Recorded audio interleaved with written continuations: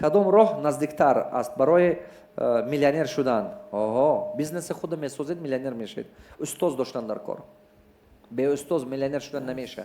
چه خیلی به ترینر چمپیون شدن نمیشه. استاد بودنش در کار. همه خود شما خواندن و نوشتن یا اون کسی یاد داد یا خودتون یاد گرفتید؟ کسل میشید خودتون علیچه نمیکنید یا دکتر؟ چیز عادی باشد مایلش خودمون میکنیم. یکی کرونا آدم‌ها کسل شدن 90% زمین بالیسه تبابت کرد. دکترا تبابت کردن. من کسل شدم من دکترا تبابت کردن. خانه به هم باشد اما دکترا اومده تبابت کردن.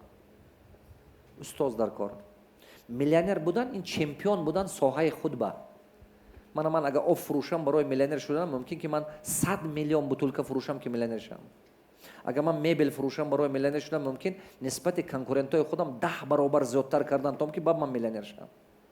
شما ساحه خود به چمپیون بودنتون در کار.